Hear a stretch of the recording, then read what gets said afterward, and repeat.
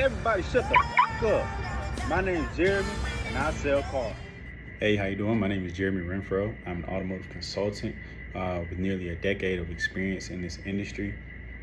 I've pretty much, been all up and down I-75. I'm pretty well known. I've sold some very interesting vehicles, and I've also helped some very interesting people.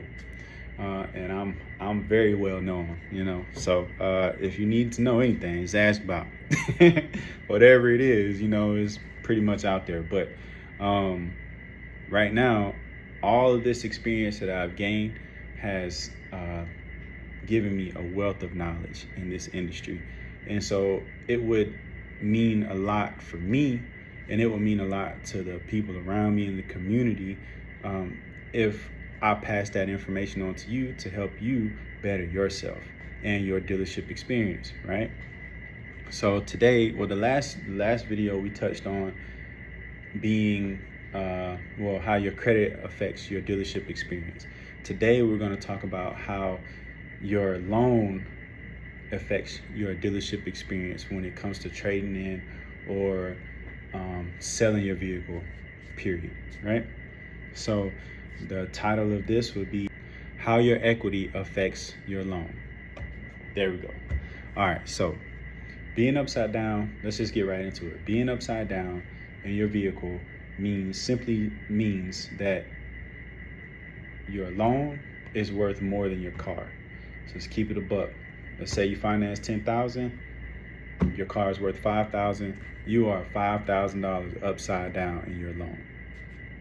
Point blank, period. That's as simple as it can possibly get, right?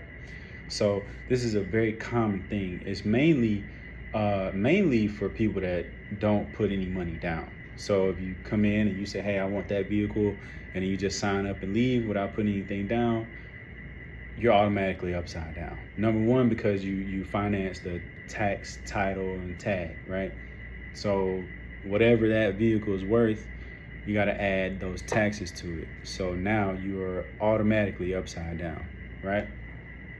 And the only way to avoid being upside down from the jump is to put a down payment down at a regular dealership. This does not go for buy here, pay here. This does not go for, anything that has that any of those dealerships that don't require, pay stubs and all that stuff. This is not that situation. You're going to be upside down from the jump regardless with those dealerships, right? So why does it matter, right? Why does it matter if you're upside down or not in your loan? Because when you're going to sell your vehicle, right, you're going to have to cover that difference. So if, like we said, you're $5,000 flipped in your vehicle, you have to come up with that $5,000 some way, somehow. A lot of people use rebates. They go trade their vehicle in, they use the rebates. You usually can get about $2,000 to $3,000 off your vehicle. That helps balance out that negative equity, right? So that's another word. What is equity? Equity is the value of the car versus the loan. So to have positive equity, that means that the vehicle you're choosing costs more than the amount financed. So usually in that situation, either you put a decent chunk of money down, or you've paid your loan down, and now you're paying strictly on the principal of the vehicle. So like we go back to the financing 10,000, cars worth 5. Let's say you've kept that car, you made your payments on time, yada, yada, yada. Now you are in a positive equity. Let's say you only owe $3,000 on the vehicle, but the vehicle's worth $5,000. Now you have $2,000 in positive equity, and that can be used towards your new vehicle, right? So that positive equity can be used as a down payment as well. So you can, arrange that how you feel, but you always want to try your best to be in a positive equity situation. And with a vehicle or an auto loan, it can be a bit challenging depending on your interest rate and, once again, how much money you put down. This is also a really big deal with insurance claims. So let's say the vehicle's worth $5,000, but you have $2,000 worth of damage, and they're only giving you, your vehicle's worth $5,000, and you have $7,000 worth of damage. They're gonna pay you the $5,000. You have to come up with the rest of that money. There's another $3,000 you have to put down towards the loan of your vehicle, or you're gonna be in a very weird situation, right? So also the main and the most common issue with being upside down in your loan is when you're trying to trade in your vehicle. So this can be a very sticky situation because when you're trading in your vehicle, your negative equity is going to have to roll over somewhere if you're not putting a down payment down or you don't have any rebates. So when you have negative equity and trying to trade in, if you don't put anything down and your credit can afford for you to roll over that equity, you're going to be in a rolling debt cycle, right? So let's just say you go to put yourself into another vehicle, and that vehicle was $30,000 on the lot. After everything's said and done, it's $32,000 or $33,000 after taxes and whatever. These are not real numbers here, all right? So we're going back to the 5,000, right? So now your vehicle is 33,000 plus another 5,000, right? So now you're looking at what? $38,000 for a $30,000 vehicle. So now you have $8,000 you have to pay before you even start to touch the value of that loan, right? The value of that vehicle, right? So it's a very, very sticky situation. Your equity in your vehicle matters, and it's very hard to increase the equity of a vehicle. Usually with the aftermarket products, that doesn't, on the street value, possibly, it may raise the value of your vehicle on the street. So like, let's say you're selling through Marketplace or Craigslist or Auto Finder or whatever the case may be, you're gonna, those things on the outside market, on the street value, it can increase the value. But when you go to a dealership, that's gonna cause more depreciation because you want the vehicle to be as close to stock as possible, right? Because anything you take off depreciates the value, unless you get repairs, whatever, compressors and alternators and stuff like that. That doesn't matter. But let's just say you rewired your vehicle to put some 15s in the trunk. You know what I'm saying? Like, now they have to. Now the dealership is going to have to refurbish your vehicle. So let's say you got cut wires. Now either they have to decide if they're going to leave that the same or they're going to rewire your vehicle.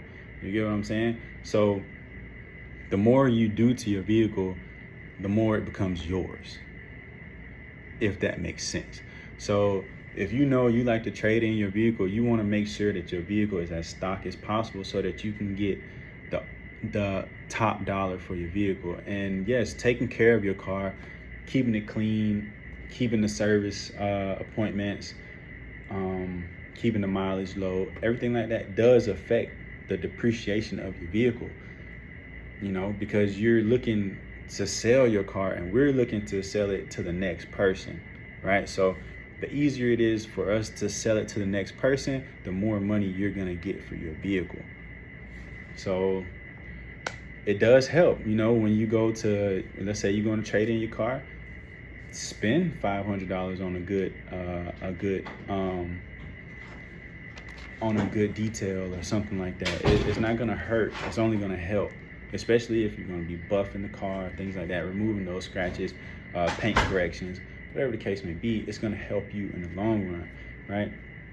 So the only way to avoid being upside down in your car from the jump is to put a down payment or to trade in something with positive equity so that you can get that principal of that loan down, right? So once again, let's say you have a vehicle that's worth $30,000 on the sticker. You have about $3,000 in taxes and fees. These are imaginary numbers. Don't You know what I'm saying? It's imaginary numbers. All right, let's say you got $3,000 in taxes and everything like that. So once you get that paper, you say, hey, I want to put 5,000 down, right? So now your vehicle is worth 28,000, right? Your loan is worth 28,000, right? So now you're in a positive equity situation from the jump. So you put 10,000 down or 15,000. You get what I'm saying? It's you want to put yourself in a situation to where you can always get out of that vehicle, right?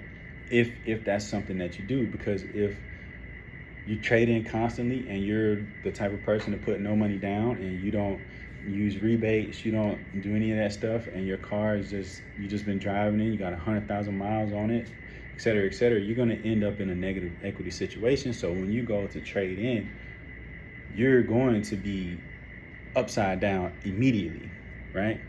So another way you can do that is to choose shorter loan terms, right? The shorter your terms are, you pay down the principal faster. So let's say instead of doing a 5-year loan or a 6-year loan, you do a 3-year loan, a 24-month loan. Even though those payments are going to be higher, you're going to be paying off that vehicle quicker. So that means that those higher payments are going to cut into the cost of that vehicle a lot faster, right? So you're going to be paying more.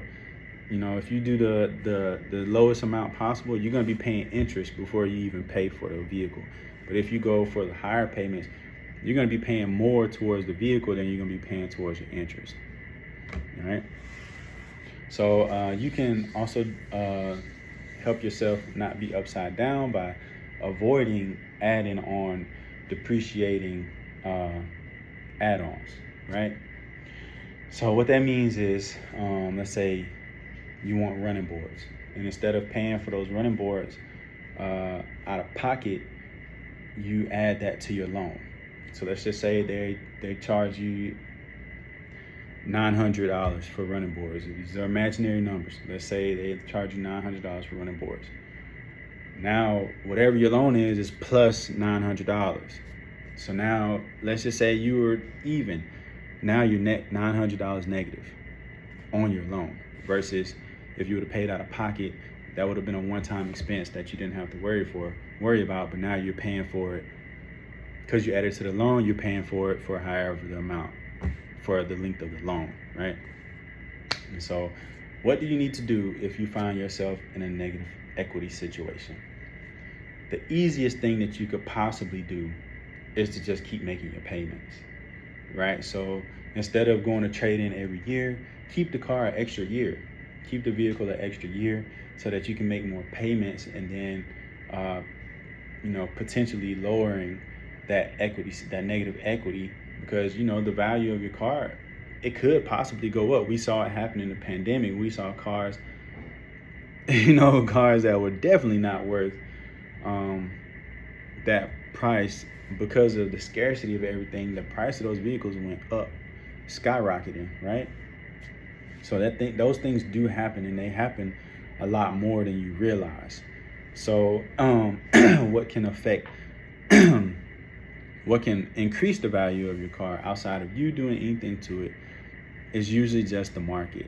Because let's say for some reason there's a demand on red Cadillacs, right? Red Cadillac Escalades, right? Let's just say that. But there's only a few on the market, right? So when you go to trade in your red Cadillac Escalade, your vehicle is going to be worth more than you thought it would be, because there's a demand for it. People are searching for it. So there's not enough versus the demand. So your car appreciates, right? So you can also refinance your vehicle. This is not a common situation, but a lot of people don't know that you can just go to the dealership and refinance your vehicle.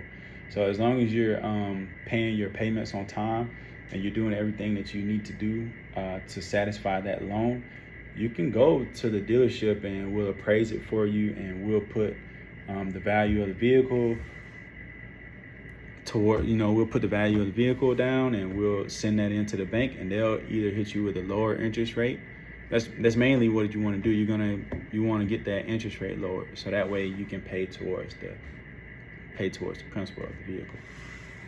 Or you can always get gap insurance. I know that's, for some reason, that's a iffy thing, but gap insurance is extremely important. Mainly because you just never know. Let's just say you drive off the lot and somebody hits your vehicle. The minute you drove off that lot, your car depreciated, your vehicle depreciated. So it has nothing to do with how you're treating it. It's now a pre-owned vehicle, so the value automatically goes down, right? So what is depreciation? If anybody didn't know what depreciation is the reduction in the value of the asset towards the passage of time, right? So depreciation is over time, the value of things go down. Simple, right? Equity is over time, the value of things versus the loan. So you can either be in a positive equity situation or you can be in a negative equity situation. Positive equity means that your asset is worth more than what you're paying on. So once again, if that vehicle is $5,000 and your loan is $3,000, you are in a $2,000 positive equity situation. If that vehicle is $5,000 and your loan is $8,000, you are in a $3,000 negative, right? And like I said, really the only way to avoid it from the jump is to put money down. It's not really an option, like, because immediately you're going to be adding on the taxes and stuff like that. You're going to be adding on, if you got tint, if you got all this stuff. That stuff is added on to the value of the vehicle. The value of the loan versus it being added on to the value of the vehicle, right? So what we're trying to do here is make sure that we get as close as possible to being in a positive equity situation, right? So if you're not able to go trade your vehicle in right now, if you're not able to do anything towards a loan, the least you can do, add an extra $10 to your loan, to your payment, add an extra $100, whatever the case may be, to that payment, so that you can be paying towards the vehicle. You can be paying towards the actual loan quicker, right? So what do we learn? Depreciation happens to every vehicle. How it affects you is determined by what deal you signed when you purchased the vehicle. So if you put no money down, you're automatically negative equity off the jump, right? If you put money down, anything over the taxes, right? So if you put $3,000 down, your tax is $3,000, you're just even, right? So you're still going to be in a negative equity situation. Well, let's just say taxes are $3,000, you put $6,000 down. Now you're $3,000 in the positive. You know what I'm saying? So it's not a complicated thing, but it can be complicated if you don't understand what's going on. So yes, your loan may be worth $30,000. Once you drive that car, once you get it rolling and you're picking the kids up from school, all this stuff, yada, yada, yada, the value is decreased automatically, right? So once again, the only way to be in a positive equity situation from day one is to put a down payment down. You don't have to put a down payment down to get an automotive loan. It's highly suggested, but you don't have to. If your credit can handle it, you don't have to do that. But be aware, when you go to trade in that vehicle, you're going to be rolling over negative equity unless you're doing something with the payments or, pay the cash, So that's also a thing. You can pay cash and you don't have to worry about any of it. But it's just not going to be worth what you think it is. So how you determine your equity would be to go on Kelley Blue Book or the name changed, but you go into those websites, look up the value of the car. Don't don't look at it as in, oh, this is a good car. You know that car has scratches or you got some stains in the seats, whatever the case may be. Don't give yourself, if you know there's something wrong with your vehicle, or you know there's some issues, don't be slick and try to put the perfect value. Be for real. Be honest with yourself and look at the value of the loan based on the condition of the vehicle. I mean, the value of the car based on the condition, the actual condition of the vehicle, right? And then you look at your loan, right? That's it. And then once you get to the dealership, as long as you're being honest, with you being honest with your own assumptions, that should be very close to what the vehicle is actually worth. Now, the factors can be different when you get to the dealership. You may know people that are willing to pay $15,000 for your vehicle, but the actual value of your vehicle might be $12,000, might be $10,000. It's just on the street, people want it more than they do on the dealership and at the dealership. That makes sense? So you just make sure that you're either putting some money down, paying cash, or paying more towards your loan every month. And you should be in a very good situation when it comes to trading in. Yeah, simple as that. Once again, my name is Jeremy Renfro. I'm an automotive consultant with nearly a decade of experience in this industry. I've learned a lot. I worked all up and down I-75 in Georgia. I'm pretty well known. Yeah, anything you need, just ask me. I got you. Thank you.